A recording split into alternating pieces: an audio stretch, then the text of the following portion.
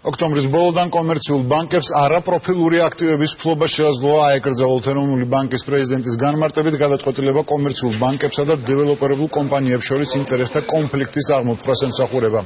კირილ ქადაგიძემ დღეს ეროვნული ბანკის სტრატეგიაზეც ისაუბრა, რომელიც ლარის სესხზე ხელმისაწვდომობის გაზრდას და მოზიდული ფინანსური რესურსით სამშენებლო სექტორის გამოცოცხლებას გულისხმობს.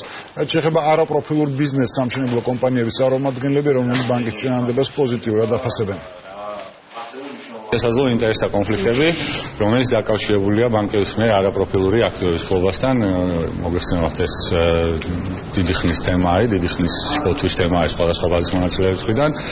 ამასთან დაკავშირებით ჩვენ საკმაოდ დიდი სამუშაო ჩავატარეთ, ძალიან ახლოს ავართ გადაწყვეტილებასთან და თვის ბოლოს, ოქტომბრის ბოლოს ჩვენ ასე ვთქვათ, ჩვენ გადაწყვეტილებას გამოვაცხადებთ უკვე ამ საკითხთან დაკავშირებით. მათ შორის განიხილება სულად აკრძალავს. შეგვატყობინეს, რომ არაპროფილურ აქტივებთან დაკავშირებით გარკვეული შეზღუდვები იგეგმება, რასაც ბუნებრივია მივესალმებით, იმიტომ რომ ეს ბაზარზე ჯანსაღი მდგომარეობის დამკვიდრებას შეუწყობს ხელს და ინტერესთა კონფლიქტების აღმოფხვრას. ესეთი ტიპის რეგულაცია თუ გამოვა, ბუნებრივია ჩვენ დავემორჩილებით ამ რეგულაციას და ერთ-ერთი გამოსავალი არის რომ სტრუქტურული ცვლილებები განვახორციელოთ საქართველოს ბანკის ჯგუფში